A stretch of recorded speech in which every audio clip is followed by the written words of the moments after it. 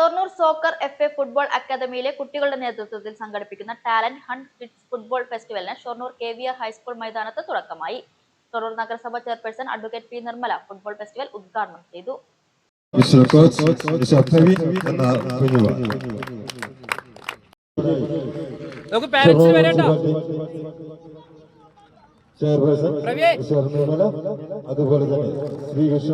നഗരസഭ പരിധിയിലെ 12 വയസ്സിന് താഴെയുള്ള 50ഓളം കുട്ടികളാണ് മത്സരത്തിൽ പങ്കെടുക്കുന്നത്.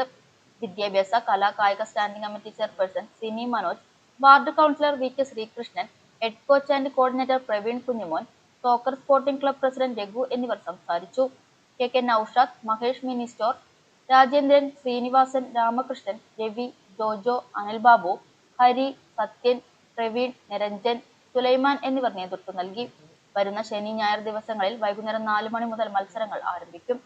കൂടാതെ പാലക്കാട് ജില്ലാ association secretary K. Suresh Kumar, international accredited സ്കൗട്ടും AFC കോച്ചുമായ സന്തോഷ് രാമാനന്ദൻ എന്നിവർ ശനിയാഴ്ചയും, സന്തോഷ് ട്രോഫി കോച്ച് എബിൻ റോസ്, മുൻ ഇന്ത്യൻ താരവും 2025 senior district state championship Thrissur ജില്ലയ്ക്ക് നേടിക്കൊടുത്ത കോച്ച് മുഹമ്മദ് ഷെഫീഖ് എന്നിവർ ഞായറാഴ്ചയും സോക്കർ FA ക്യാമ്പ് സന്ദർശിച്ച് കുട്ടികളുമായി സംവദിക്കും.